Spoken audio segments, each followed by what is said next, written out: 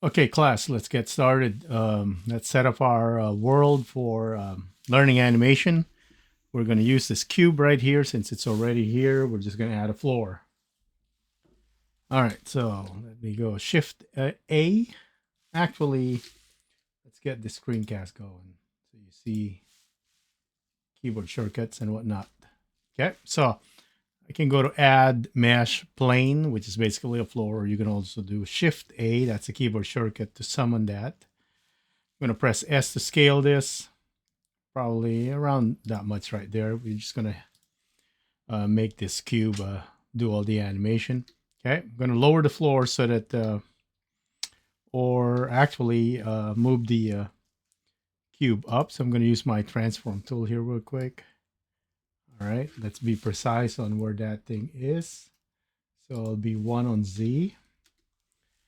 Okay, and we're going to, let's say, delete this light.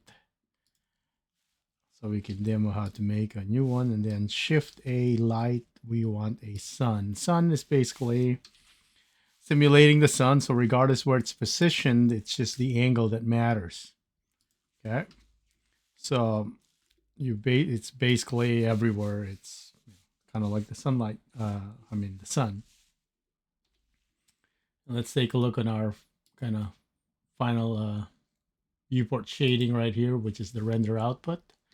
Let's take a look. There you go. So that's all we want right there, just to be able to see shadow, so that when we lift this up, you can kind of see the shadow right there. But let's also add some light property here. Let's increase the strength of the sun to 2, so it's a little bit brighter. Also the shadow, we do want contact shadow right there, just so that it doesn't look like it's floating. Okay. Let's give this some color. This one right here, let's change the that, let's say something like dark blue, or maybe that one right there, so we can see it easily. For the floor, let's make it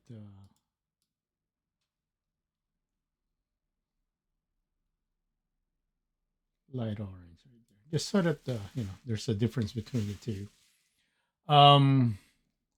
For the sky, let's add a sky texture, and then let's select this one right here, just so that it's not pure black and it doesn't look like it's floating in the air. Okay, and that's pretty much it. We can also position our camera right here so that I could see, um, we could preview what's happening in the animation. All right, it's kind of go like so, so we can go up. All right, so I think that should be it. And then let's add some selectability to our collection here. So I'm gonna uncheck camera, the floor, and the sun so that we don't accidentally select them. Okay, and from here on we can kind of do our demo. Okay, so I'm gonna get out of camera mode. Okay, so let's talk about transform tools first, because this is what we're gonna learn on how to animate object in Blender. We transform them first. Okay, and then we'll jump into parameter animation, where you see that classic diamond key for keyframing. And we're going to take a look at our dope sheets right here, basically our timeline. And then take a look at graph editor with interpolation. Okay, so let's see first transform tools and what they do, right? So when we say transform tools, and this is not exclusive for Blender, what you're learning right now is generic knowledge that you can transfer to Maya, 3D, SMax, Lightwave, Cinema 4D, all of them. Softimod's still around. Softimod's will be good. Okay, so so this is you have to be software agnostic when it comes to this one, because um, you'll never know what software they'll be using when you get employed. Or even if when you get employed, let's say you're using Maya, that Maya you might not recognize because they customize it crazy. Okay, or Pixar. You know, they're using what are they using now? Is it Marionette still? I forgot. I haven't um, checked lately, but they use their own. So, what chance do you have of learning their software? Not unless you get employed. Okay, so don't be too don't be a fan of software. It's just what we need. And why we're using Blender? Well, it's free. It works on all program OS. Okay, so it's a very convenient software and it's very powerful.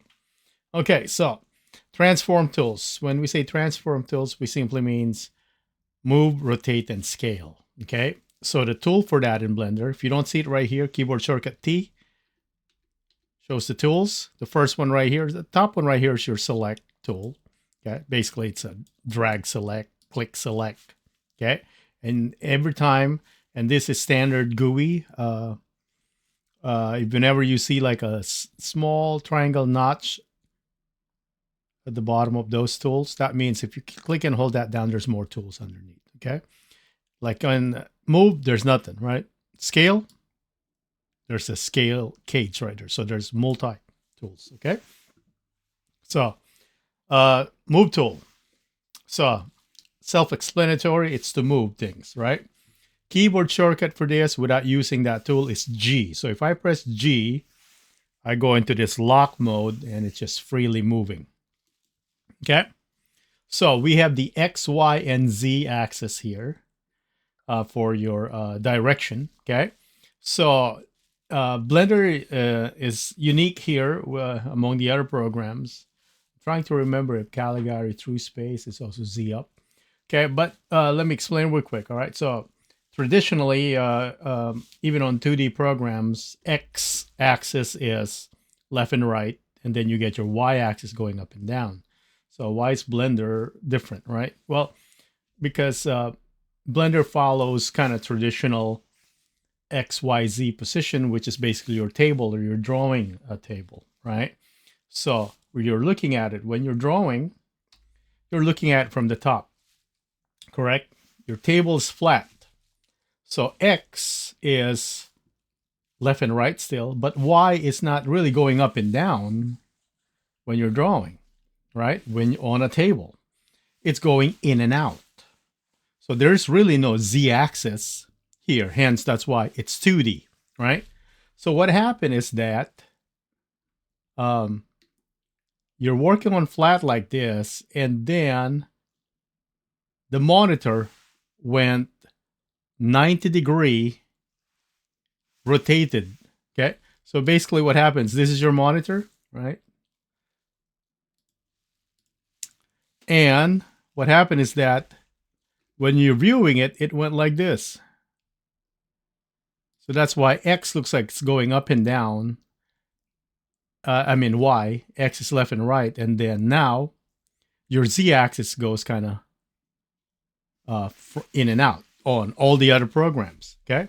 But in reality, it's Z is really going up and down. Y is in and out because from a drawing tables perspective. Okay. That's why your coordinate, when it comes to GPS, when you're getting direction, you got your X and Y, right? So if Y goes up, well, how come when you travel, you follow the X, but no one flies up? All right. So that's that right there. So that's one thing that you kind of have to train yourself, that Z axis in Blender goes up. Y goes in and out, X is left and right. So in order to move to those location precisely, we have the gizmo right here. And you can change the gizmo size in the preference, which we'll get to it later. Okay, so if I click that X-axis, which is red, I'm locked into the X-axis, which is left and right, if you're looking at it from the front, right? So Y-axis going in and out. Z-axis going up and down. You have your combo gizmos, where see those squares right there? They're like combined. So if you click on this green axis, that means you're moving up and down and left and right exclusively. So you're locked into that. So you'll never go to the Y axis. So I'm moving this and it's locked into Z and X. So it'll never go to the back. If I select the blue one, So this is locked into back and X. So it'll going to go like so. And you can go left and right. And kind of, you know, if I go to the red square, so it'll be locked into Z and Y. So I can go up and down, but I can only go front and back. I can't go left and right. Okay. So that's basically it. So, you know, we barely use those because those, you know, you want to work in single axis. It's a lot easier to kind of comprehend. So the keyboard shortcut for this is G. Okay. Not T for translate or M for move. It's G for grab. Okay. So move tool, grab tool, that's the same thing in Blender. When you just press G, you freely move this. It just does its thing, you know, free movement. The problem with that is it's hard to gauge in 3D space where you are positioned, specific, okay? Click on item right here so we can see the translation right here. You can see it's, you know, it's registering X, Y, and Z location, okay? However, if you want to use keyboard shortcut instead of the gizmo, you have, and you want to be precise, you can combo your keyboard shortcuts. If I press G, okay, for movement, and then I go X. So when I move, it's only on the X axis. So you can see right there, we have a value of 4.4. Right click that. I'm going to right click right now to cancel that movement so it goes back to the beginning. So if you want to be more precise, you can combo, you can string your keyboard shortcuts. So G, X, and then say 5 units. So you can see it moved there. And when you're done with that one, as soon as you press the number, it does its thing. It moved X axis positive 5 units. Okay. I'm going to click undo, Control Z. Let's see here. I may not. Okay. There we go. I was still inside the tool. Okay. So if I go GX minus 5, obviously on the other side, undo. All right. So that's how you can do combination of keyboard shortcuts and using Gizmo at the beginning. All right. So right now, let's say we want to use 2 locations right here. Okay. So if I press G and then Shift Y, that means I can go up and down and X. So it's the same thing as clicking the red circle right there. Okay. So whenever you press G, you hold down Shift, and whatever you add here as an axis, it will be ignored. So if I go Z, I can now go left and right, in and out, but I can't go up and down. Okay. So that's, you know, it's a little bit more advanced, but later on you'll be working like this on keyboard shortcuts. Just makes things so much faster. So that's the move grab tool, keyboard shortcut G, and combination of all the other things. Okay. Axis. Here's another thing. It's when you press G and move something, just so that you can want to check what's underneath or what's behind. And then before you left click to commit, you right click, you can cancel. It goes back to the previous location. And I think I first used that 3D Studio Max back in 96. All right. And that was a wonderful tool that I miss a lot because we didn't have that in Softimage. Now Blender has it. I don't know, Maya has it? Maybe. Well, I mean, they're owned by the same company, 3ds Max and Maya. Anyway, that's a great tool, right? Move just to see where you might want to position what's behind and whatnot, or, you know, then right click to cancel. So you get a preview. Okay. Right click to cancel. Now, next one, rotate tool. It's below the move tool right here. So you can see here, you get 3 axes plus this universal white one, which is kind of rotate based on the view. Okay. So this is the same thing. So when you rotate along the x-axis, you grab the red one and it tumbles front and back. Okay. And if you look at the rotation here in our sidebar under items, it gives you numbers where you are rotating it. Okay. If I go z-axis, you're spinning it. And then y-axis basically is counterclockwise and clockwise rotation.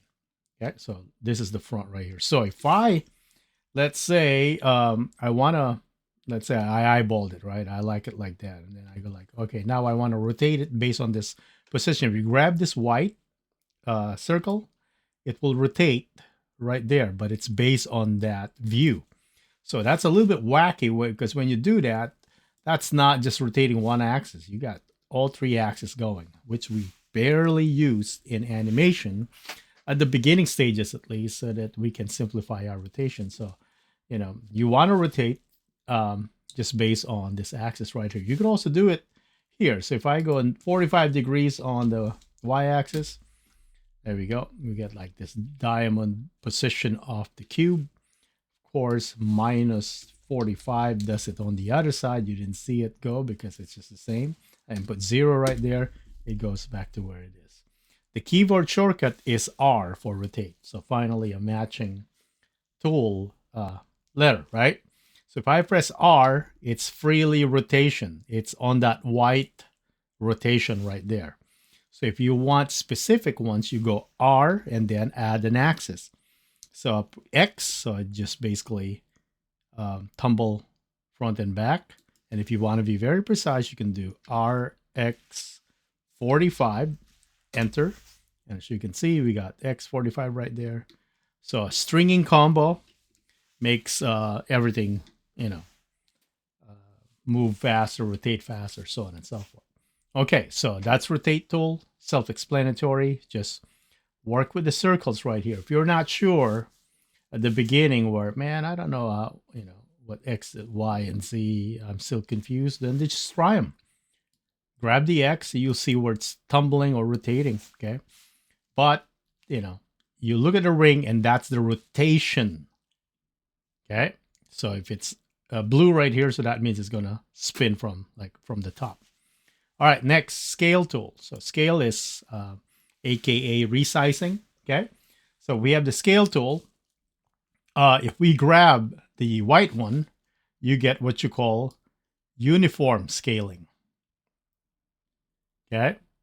This is generic to all 3D programs. So you have uniform scaling. It grows, uniformly, okay? So if you're not grabbing the white one, let's say just the red, then you are just scaling along the x-axis. So you can make it like a stick of butter, like that. If you go to z-axis, it goes up, and then y-axis, it adds depth. Okay, and the same thing with those square color. Okay, so if that square color right there, red, it's basically on z and y, so that means it'll grow up and back, but not sideways.